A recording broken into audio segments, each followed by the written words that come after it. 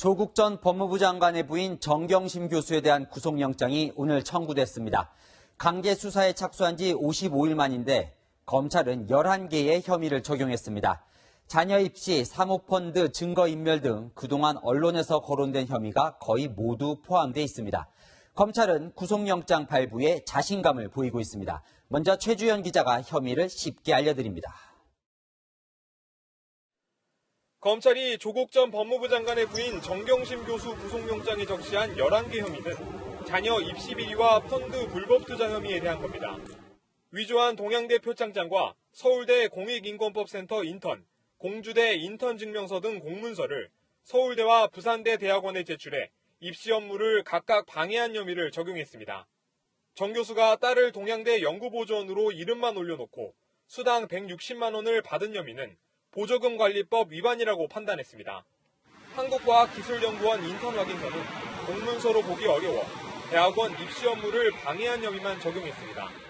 정 교수는 조 전 장관 오촌 조카가 펀드 운용사 코링크 PE에서 횡령한 1억 5천만 원 가운데 1억 원 넘는 돈을 동생 계좌를 통해 받은 혐의도 받고 있습니다.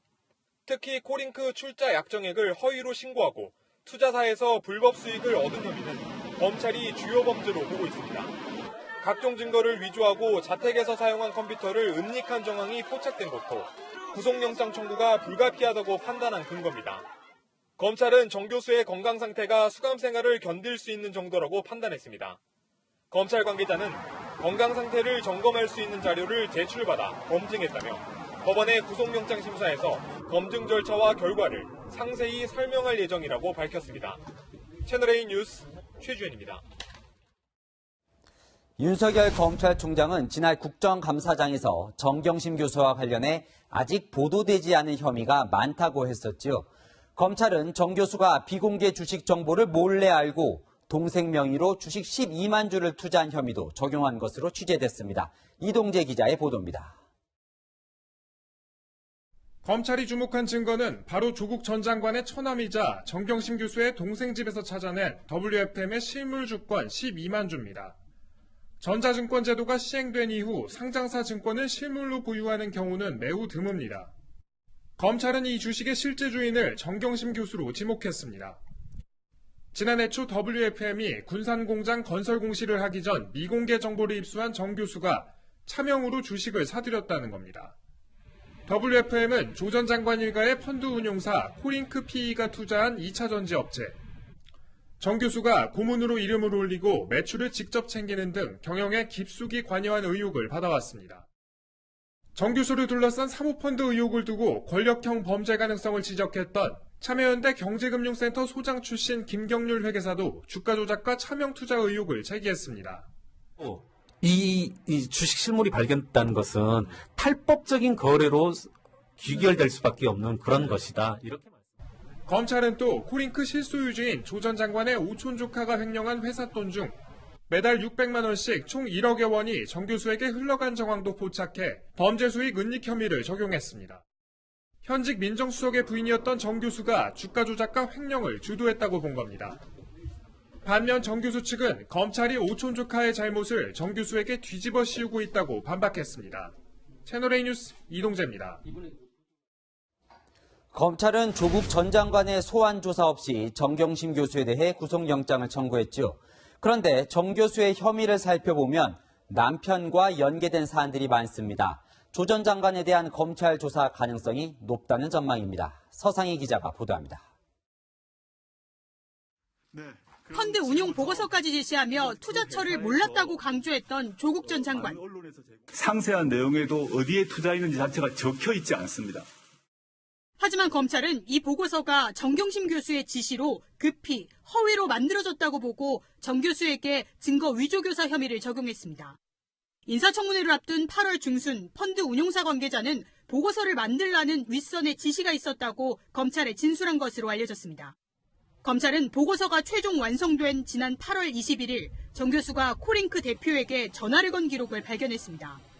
이 통화 이후 초안에 없던 블라인드 펀드 조항이 추가된 것으로 검찰은 판단하고 있습니다. 이에 앞서 8월 16일 코링크 관계자가 자택을 방문해 초안까지 전달한 것으로 알려졌지만 조 전 장관은 코링크라는 이름도 몰랐다고 주장해왔습니다. 분명히 말씀드리는 것은 저는 물론이고 제처든 간에 이 사모펀드의 구성이건 운영이건 등등의 과정에서 알 수가 없었습니다.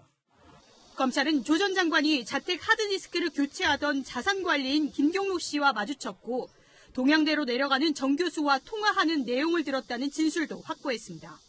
김 씨 등을 통해 증거를 없애거나 숨기려 했다는 정 교수의 혐의에 개입 여부를 확인하기 위해 조 전 장관에 대한 조사가 임박했다는 관측이 나옵니다. 채널A 뉴스 서상입니다. 이제 공은 법원으로 넘어갔습니다. 지난 7차례 검찰 소환에서 정경심 교수가 피해갔던 이 포토라인. 법원에서 열릴 구속영장 실질심사에서도 피할 방법이 있을까요? 안보겸 기자가 전망해 보겠습니다. 정경심 교수는 7차례 검찰 소환 모두 비공개로 출석해 모습을 볼 수는 없었습니다. 하지만 법원의 구속영장 심사 때는 다를 수 있습니다. 법원에는 포토라인이 남아있기 때문입니다. 서울중앙지법에서 구속영장 심사를 받는 피의자는 건물 뒤쪽에 이 길을 따라 법원으로 들어갑니다. 이 문은 2층으로 연결되어 있는데요. 이 문으로 들어서면 피의자는 곧바로 포토라인에 서게 됩니다. 박근혜 전 대통령도, 양승태 전 대법원장도 영장심사 법정으로 향하기 전 포토라인에 섰습니다. 정 교수도 통상의 절차에 따른다면 검찰청에 들렀다가 구인장을 가지고 있는 검찰 관계자와 함께 법원으로 이동하게 됩니다. 피의자가 변호인과 함께 곧장 법원으로 나올 때도 있습니다. 하지만 정 교수가 구속영장 심사를 포기하면 얘기가 달라집니다. 이럴 경우 정 교수는 곧바로 서울구치소로 이동해 법원의 영장심사 결과를 기다리게 됩니다. 구속영장이 기각된다면 조국 전 법무부 장관의 동생처럼 구치소에서 풀려나는 장면이 공개될 수 있습니다. 채널A 뉴스 안보겸입니다. 구속이냐 아니냐 그 기로에 선 정경심 교수의 대응도 관심입니다. 첫 재판을 앞두고 4명을 추가 선임해 18명의 대규모 변호인단을 꾸린 정 교수는 영장 기각을 위한 논리 준비에 한창입니다. 공태현 기자가 보도합니다. 정경심 교수의 변호인 측은 검찰이 구속영장에 적시한 11가지 혐의는 정 교수 딸의 입시와 사모펀드 관련 의혹을 잘게 쪼갠 것이라고 분석했습니다. 딸의 인턴활동 평가는 재판에서 해명될 문제고 사모펀드 투자는 조 전 장관 오촌 조카의 잘못을 정 교수에게 더 씌웠다며 검찰의 오해에서 생긴 문제라고 했습니다. 증거 위조와 은닉교사 혐의에 대해선 정 교수의 사실 확인 노력과 해명 과정까지 증거인멸로 봤다며 검찰의 법리에 우회적으로 불만을 드러냈습니다.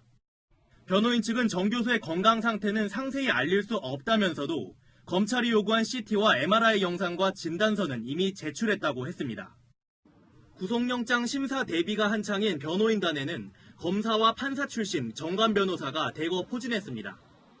홍기채 변호사는 과거 대검 중앙수사부를 거친 특수통 검사 출신이고 김종근 변호사는 서울고법 부장판사 출신입니다.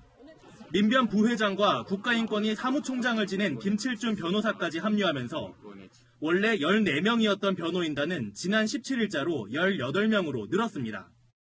한편 이른 아침 자택을 나선 조국 전 장관은 구속영장 청구 소식에 대해 별다른 입장을 내지 않았습니다. 채널A 뉴스 공태현입니다. 정경심 교수 구속 결과는 정치권도 촉각을 곤두세우고 있습니다.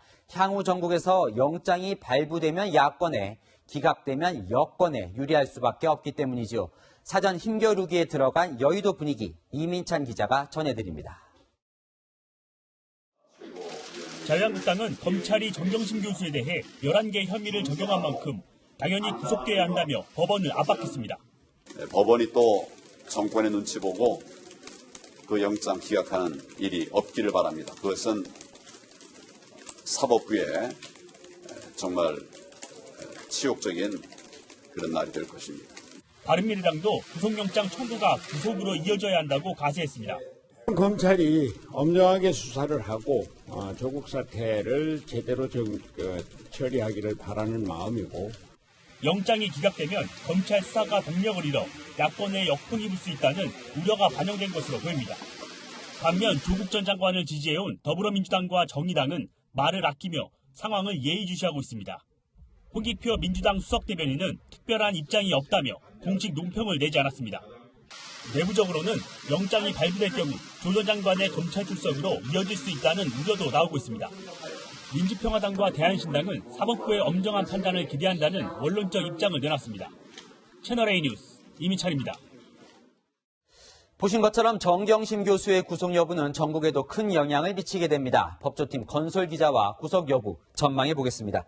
공 기자, 검찰은 조국 전 장관 동생 구속영장이 기각되면서 일격을 당한 적이 있잖아요. 이번에는 좀 자신이 있다고 합니까? 네, 그렇습니다. 우선 정경심 교수 구속, 자신 있다는 게 검찰의 입장입니다. 다만 가장 큰 변수가 바로 건강입니다. 얼마 전 구속영장이 기각된 조국 전 장관의 동생과 비교해 보겠습니다. 두 사람 모두 건강 상태가 좋지 않다고 주장하고 있죠. 조 전 장관의 동생은 허리 디스크, 정경심 교수는 뇌종양을 주장하고 있습니다. 조 씨의 영장 기각 사유에는 건강 상태와 압수수색이 광범위하게 이루어진 점이 들어 있습니다. 정 교수도 방배동 자택과 동양대 사무실 등 상당수의 장소가 압수수색됐다는 점에서 두 사람의 조건이 굉장히 비슷합니다. 네, 정 교수 측은 아무래도 건강 부분을 공략을 할 것 같은데 검찰에 진단서 같은 걸 제출했다는 건가요? 네, 정 교수의 변호인단 측은 검찰의 신경외과의 진단서와 MRI 영상 등을 제출했다고 밝혔습니다. 하지만 검찰은 이 검증에 집중해봤더니 구속영장을 청구하기에 무리가 없다고 판단했습니다. 그런데 정 교수의 구체적인 건강 상태에 대해서는 검찰과 변호인단 모두 밝히지 않고 있습니다. 법원의 구속영장 심사 때 충분히 따져보겠다는 겁니다. 자, 그럼요. 이거 한번 짚어보죠. 조 전 장관 동생과 비교를 해보면 정경심 교수의 경우에 무슨 다른 좀 봐야 할 변수가 있습니까? 네, 법원은 조 전 장관 동생의 영장을 기각하면서 웅동중학교 교사 채용 과정에서 뒷돈을 받은 혐의를 인정한 점을 들었습니다. 하지만 정경심 교수는 11가지 범죄 혐의를 대부분 부인하고 있습니다. 법원은 검찰이 확보한 물증을 증거로 구속 여부를 판단할 가능성이 큽니다. 또 범죄 혐의의 물증이 확실한데도 정 교수가 거짓말을 하는 거라면 구속영장 발부 가능성이 커진다는 의미입니다. 네, 보면 정 교수 혐의 중에 증거인멸 부분, 이게 무슨 좀 특별한 의미가 있다죠? 네, 정 교수는 증권사 직원과 함께 동양대 하드디스크를 빼돌리는 장면이 CCTV에 포착이 됐었죠. 증권사 직원은 이 과정에서 검찰의 정 교수가 조 전 장관과 통화하는 걸 직접 봤다고 진술도 했는데요.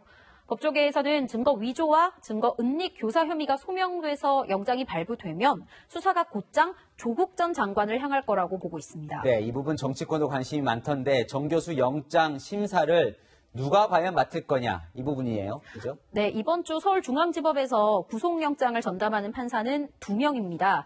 명재권 그리고 송경호 부장판사입니다.